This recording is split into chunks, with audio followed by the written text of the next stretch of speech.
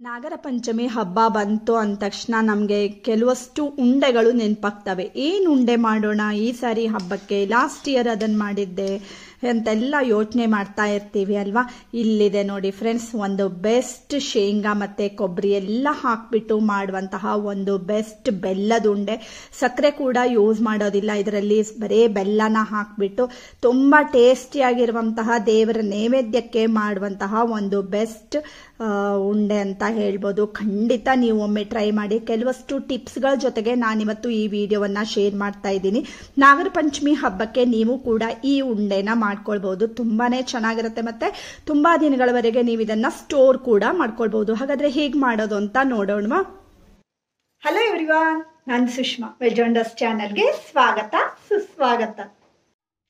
First ನೋಡಿ friends, ನಾನಿಲ್ಲಿ 1 ಲೋಟ ಆಗುವಷ್ಟು ಶೇಂಗಾನ ಮೀಡಿಯಂ ಫ್ಲೇಮ್ ಮಾಡಿಬಿಟ್ಟು ಹುರಿದು ತಣ್ಣಗಾಗೋದಕ್ಕೆಂತ ಇಟ್ಕೊಂಡಿದ್ದೀನಿ. ಆಮೇಲೆ ಸಿಪ್ಪೆ ಎಲ್ಲ ತೆಗೆದ್ಬಿಟ್ಟು ಈ ರೀತಿ ರೆಡಿ ಮಾಡ್ಕೊಂಡಿದ್ದೀನಿ.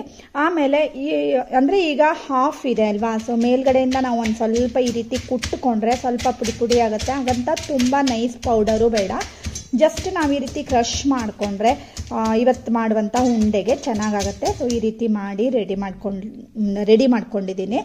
ನೆಕ್ಸ್ಟು ಸ್ಟವ್ ಆನ್ ಮಾಡಿಬಿಟ್ಟು ಒಂದು ಕಡಾಯಿನ ಇಟ್ಕೊಂಡಿದ್ದೀನಿ. ಅದಕ್ಕೆ ಈಗ 1 ಚಮಚ ಆಗುವಷ್ಟು ತುಪ್ಪನ ಹಾಕ್ಕೊಂಡಿದ್ದೀನಿ. ಮತ್ತು ದೊಡ್ಡ ಚಮಚದಲ್ಲಿ 2 ಚಮಚ ಆಗುವಷ್ಟು ಗೋಧಿ ಹಿಟ್ಟನ್ನು ಹಾಕ್ಕೊಂಡಿದ್ದೀನಿ. ಇದನ್ನು ತುಪ್ಪದಲ್ಲಿ ಒಂದು ಸ್ವಲ್ಪ ಹುರ್ಕೊಳ್ಬೇಕು. ಜಾಸ್ತಿ ತುಪ್ಪ ಎಲ್ಲ ಏನು ಬೇಕಾಗಲ್ಲ, ಈ ರೀತಿ ಪುಡಿ ಪುಡಿಯಾಗೇ ಇರಲಿ. ಚೆನ್ನಾಗಿ ಇದನ್ನು ಹುರಿದ್ಬಿಟ್ಟು ಘಮ ಬರುತ್ತೆ ಅಲ್ವಾ, ಅಷ್ಟರವರೆಗೆ ಹುರಿದು ತೆಗೆದು ಒಂದು ಪ್ಲೇಟ್ಗೆ ಹಾಕ್ಕೊಳ್ತಾ ಇದ್ದೀನಿ.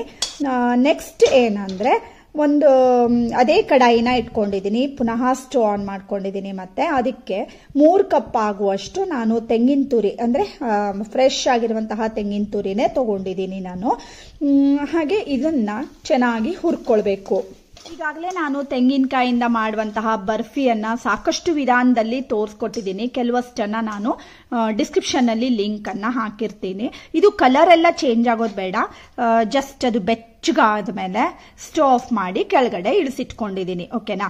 ಮತ್ತೆ ಈಗಾಗಲೇ ನಾನು ನಾಗರ ಪಂಚಮಿ ಹಬ್ಬಕ್ಕೆ ಮಾಡುವಂತಹ ಮಂಡಕ್ಕಿ ಉಂಡೆ ತೋರಿಸ್ಕೊಟ್ಟಿದ್ದೀನಿ, ಮತ್ತೆ ಹಲಸಿನ ಬೇಳೆ ಪಾಯಸನ ತೋರಿಸ್ಕೊಟ್ಟಿದ್ದೀನಿ. ಇದನ್ನು ನಮ್ಮ ಕಡೆಗೆ ಜಾಸ್ತಿ ಮಾಡ್ತಾರೆ ಅಂದರೆ ನಾಗರ ಪಂಚಮಿ ಹಬ್ಬದಲ್ಲಿ. ಹಾಗೆ ತಂಬಿಟ್ಟಿನ ಉಂಡೆ ತೋರಿಸ್ಕೊಟ್ಟಿದ್ದೀನಿ, ಮತ್ತೆ ಲಡ್ಡಿಗೆ ಉಂಡೆ ಅಂತ ಮಾಡ್ತೀವಿ ಅಲ್ವಾ, ಅದನ್ನು ಕೂಡ ತೋರಿಸ್ಕೊಟ್ಟಿದ್ದೀನಿ. ಇದೆಲ್ಲ ನಾನು ಡಿಸ್ಕ್ರಿಪ್ಷನ್ನಲ್ಲಿ ಲಿಂಕನ್ನು ಹಾಕಿರ್ತೀನಿ. ಇದು ಯಾವ್ದು ಬೇಕಂದ್ರೂ ನೀವು ನಾಗರ ಪಂಚಮಿ ಹಬ್ಬಕ್ಕೆ ಮಾಡ್ಕೊಳ್ಬಹುದು. ಪರ್ಫೆಕ್ಟ್ ವಿಧಾನದಲ್ಲಿ ತೋರಿಸ್ಕೊಟ್ಟಿದ್ದೀನಿ.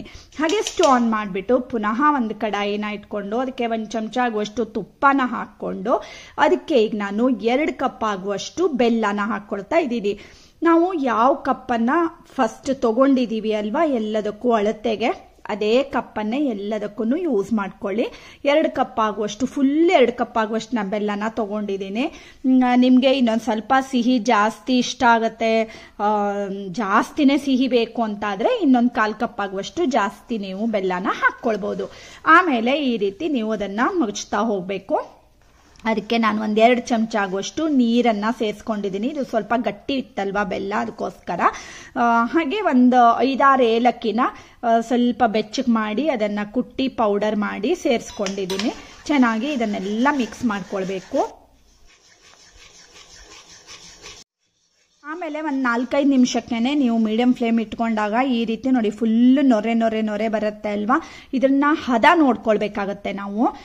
ಒಂದು ತಟ್ಟೆಯಲ್ಲಿ ಒಂದು ಸ್ವಲ್ಪ ನೀರು ಹಾಕ್ಬಿಟ್ಟು ಸ್ವಲ್ಪ ಈ ಬಾಯ್ಲ್ ಆಗ್ತಾ ಇರುವಂಥ ಬೆಲ್ಲನ ಹಾಕಿದ್ರೆ ನೋಡಿ ಅದು ಅಷ್ಟು ಉಂಡೆ ಮಾಡೋಕ್ಕೆ ಬರ್ತಾ ಇಲ್ಲ ಅಲ್ವಾ. ಸೊ ಇನ್ನೊಂದು 2 ನಿಮಿಷ ಬೇಕಾಗತ್ತೆ. ಇಷ್ಟಾದ್ಮೇಲೆ ಬೇಗ ಪಾಕ ಬಂದ್ಬಿಡುತ್ತೆ. ಸೊ ನೀವು ನೋಡ್ತಾ ಇರಬೇಕಾಗತ್ತೆ. ಮತ್ತೆ ನೋಡಿ ಪುನಃ 1-2 ನಿಮಿಷ ಬಿಟ್ಬಿಟ್ಟು ನಾನು ಹಾಕ್ತಾ ಇದ್ದೀನಿ ಅಲ್ವಾ. ಈ ರೀತಿ ನೋಡಿ ಅದು ಎಲ್ಲ ಒಟ್ಟು ಮಾಡೋಕ್ಕೆ ಬಂದು ಜಸ್ಟ್ ನಾವು ಕೈಯಲ್ಲಿ ಅದು ಉಂಡೆ ಥರ ಮಾಡೋಕ್ಕೆ ಆ ಹದಕ್ಕೆ ಬರಬೇಕು. ಎಲ್ಲ ಬೆಲ್ಲನೂ ಕೆಲವೊಂದು ಸರಿ ಬರಲ್ಲ ಪಾಕ ಮಾಡೋದಕ್ಕೆ. ಸೊ ನೀವು ಒಂದ್ಸರಿ ಮಾಡಿ ನೋಡಿದಾಗಲೇ ಗೊತ್ತಾಗೋದು ಈ ಬೆಲ್ಲ ಪಾಕಕ್ಕೆ ಬರುತ್ತಾ ಇಲ್ವಾ ಅಂತ. ಇಷ್ಟ ಆದಮೇಲೆ ಲೋ ಫ್ಲೇಮ್ ಮಾಡ್ಕೊಂಡಿದ್ದೀನಿ. ಆಮೇಲೆ ಈಗ ತುರ್ಕೊಂಡಿರೋಂತಹ ಹಸಿ ಕೊಬ್ಬರಿ ತುರಿನ ಸೇರಿಸ್ಕೊಳ್ತಾ ಇದ್ದೀನಿ. ಲೋ ಫ್ಲೇಮಲ್ಲಿದೆ. ಚೆನ್ನಾಗಿ ಕೊಬ್ಬರಿನ ಮಿಕ್ಸ್ ಮಾಡ್ಕೊಳ್ಬೇಕು ಇದ್ರ ಬೆಲ್ಲದ ಜೊತೆಗೆ. ಆಮೇಲೆ ಹುರ್ಕೊಂಡಿರೋಂತಹ ಗೋಧಿ ಹಿಟ್ಟಿದೆ ಅಲ್ವಾ, ಅದನ್ನು ಕೂಡ ಹಾಕ್ಕೊಳ್ತಾ ಇದ್ದೀನಿ. ಚೆನ್ನಾಗಿ ಮಿಕ್ಸ್ ಮಾಡ್ಕೊಳ್ಳಿ. ಗೋಧಿ ಹಿಟ್ಟು ಮತ್ತು ಕೊಬ್ಬರಿ ಬೆಲ್ಲ ಎಲ್ಲ ಚೆನ್ನಾಗಿ ಮಿಕ್ಸ್ ಆಗಲಿ. ಇದನ್ನು ಮಾಡೋದಕ್ಕೆ ಸುಮಾರು ಒಂದು 20-25 ಮಿನಿಟ್ಸ್ ಬೇಕಾಗತ್ತೆ. ಯಾಕೆಂದರೆ ಇದು ಸ್ವಲ್ಪ ಪಾಕ ಬರೋದು ಅದೆಲ್ಲ ಇರುತ್ತೆ ಅಲ್ವಾ. ಹಾಗೆ ಕ್ರಷ್ ಮಾಡ್ಕೊಂಡಿರೋಂತಹ ಶೇಂಗಾನ ಹಾಕ್ಕೊಳ್ತಾ ಇದ್ದೀನಿ. ಶೇಂಗಾ ಒಂಥರ ಕ್ರಿಸ್ಪ್ ಆಗಿರುತ್ತೆ, ಬೆಲ್ಲದ ಜೊತೆ ತಿನ್ನೋದಕ್ಕೆ ತುಂಬಾ ಚೆನ್ನಾಗಿರುತ್ತೆ ಈ ಉಂಡೆ. ಆಮೇಲೆ ಕಂಟಿನ್ಯೂಸ್ ಆಗಿ ನೀವು ಇದನ್ನು ಮಗಚ್ತಾ ಹೋಗಬೇಕು.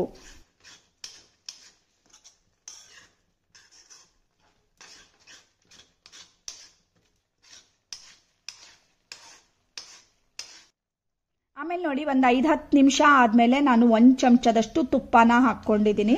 ತುಪ್ಪ ಹಾಕ್ಕೊಳ್ಳೋದ್ರಿಂದ ಏನಾಗುತ್ತೆ, ಚೆನ್ನಾಗಿ ಯಾವುದೇ ಸ್ವೀಟಿಗಾಗಲಿ ನಾವು ತುಪ್ಪ ಹಾಕ್ಕೊಳ್ಳೋದ್ರಿಂದ ಚೆನ್ನಾಗಿ ಬರುತ್ತೆ ಸ್ವೀಟು. ಮತ್ತು ನಾವು ಆಮೇಲೆ ಉಂಡೆ ಕಟ್ಟುವಾಗ ಎಲ್ಲ ಸ್ವಲ್ಪ ಅದು ಬೇಗ ಕೈಗೆ ಜಾಸ್ತಿ ಅಂಟಲ್ಲ, ಆ ರೀತಿ ಎಲ್ಲ ಉಪಯೋಗಗಳಾಗ್ತವೆ. ಅದಕ್ಕೋಸ್ಕರ ತುಪ್ಪನ ಹಾಕ್ಕೊಂಡಿದ್ದೀನಿ. ಮತ್ತು ಈ ರೀತಿ ಕಂಟಿನ್ಯೂಸ್ ಆಗಿ ಇದನ್ನು ಮಗಚ್ತಾನೆ ಹೋಗಬೇಕು. ನೋಡಿ, ಸೈಡೆಲ್ಲ ಬಿಟ್ಕೊಳ್ತಾ ಬರುತ್ತೆ. ನೀವು ಈ ರೀತಿ ಮಗಚುವಾಗ ಸೈಡಿಗೆ ಏನು ಅಂಟ್ಕೊಂಡಿರುತ್ತೆ ಅಲ್ವಾ, ಅದು ಒಂದು ಸ್ವಲ್ಪ ಗಟ್ಟಿಯಾದಂಗೆ ನಿಮಗೆ ಫೀಲ್ ಆಗುತ್ತೆ ನೋಡಿ.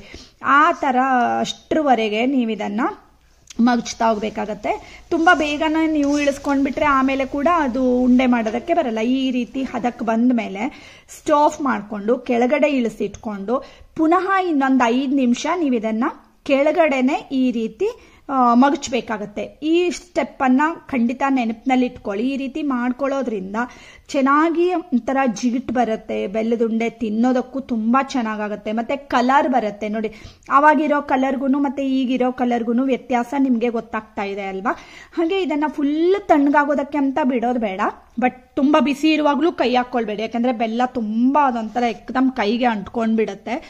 ಸೊ ಒಂದು ಸ್ವಲ್ಪ ಅದು ಬಿಸಿ ಇದೆ ಅನ್ನುವಾಗ ಕೈ ಏನು ತಡೆಯುತ್ತೆ ಹೇಳೋಷ್ಟು ಬಿಸಿಗೆ ನಾವಿದನ್ನು ತಗೊಂಡು ಸ್ವಲ್ಪನೇ ತಗೊಂಡು ಉಂಡೆ ಮಾಡ್ಕೊಳ್ಬೋದು. ನಿಮಗೆ ಅಂದರೆ ಯಾವ ಸೈಜಲ್ಲಿ ಉಂಡೆ ಬೇಕು ಅಂತ ನೋಡಿಕೊಂಡು ಉಂಡೆನ ಮಾಡ್ಕೊಳ್ಬೋದು. ತುಂಬಾ ಚೆನ್ನಾಗಾಗುತ್ತೆ ಇದು. ನೀವು ಒಂದು 10-15 ದಿನದವರೆಗೆ ಹೊರಗಡೆನೆ, ಅಂದರೆ ಫ್ರಿಜ್ಜಲ್ಲೆಲ್ಲ ಏನು ಇಡೋದು ಬೇಡ, ಹೊರಗಡೆ ಇಟ್ಟೇ ತಿನ್ಬೋದು. ಮತ್ತು ನೀವು ಹಬ್ಬದಲ್ಲಿ ನೈವೇದ್ಯಕ್ಕೆ ಅಂತ ಇದನ್ನು ಮಾಡ್ಬೋದು. ಇವತ್ತು ನಾನು ತೋರಿಸ್ಕೊಟ್ಟಿರುವಂತಹ ಈ ಮೆಜರ್ಮೆಂಟ್ಗೆ 45 ಉಂಡೆ ಆಗಿದೆ ಫ್ರೆಂಡ್ಸ್. ತುಂಬಾ ಚೆನ್ನಾಗಾಗುತ್ತೆ. ಖಂಡಿತ ನೀವು ಒಮ್ಮೆ ಟ್ರೈ ಮಾಡಿ. ಮತ್ತು ನೀವು ಮಾಡಿದ್ದಿದ್ರೆ ಕಮೆಂಟ್ ಮಾಡೋದನ್ನು ಮರಿಬೇಡಿ. ಮತ್ತು ಇನ್ಸ್ಟಾ ಮತ್ತು ಫೇಸ್ಬುಕ್ ಎರಡರಲ್ಲೂ ದ ವೆಜ್ ವಂಡರ್ಸ್ ಅಂತಾನೆ ಇದೆ, ಅಲ್ಲಿ ಕೂಡ ಫಾಲೋ ಮಾಡಿ. ಇವತ್ತಿನ ವಿಡಿಯೋ ಇಷ್ಟ ಆದರೆ ಗೊತ್ತೇ ಇದೆ ಅಲ್ವಾ ಫ್ರೆಂಡ್ಸ್, ಲೈಕ್ ಮಾಡಿ, ಶೇರ್ ಮಾಡಿ ಮತ್ತು ಸಬ್ಸ್ಕ್ರೈಬ್ ಮಾಡಿ. ಇನ್ನೊಂದು ಒಳ್ಳೆ ವಿಡಿಯೋ ಜೊತೆ ಬರ್ತೀನಿ. ಅಲ್ಲಿವರೆಗೂ take care. Thank you for watching.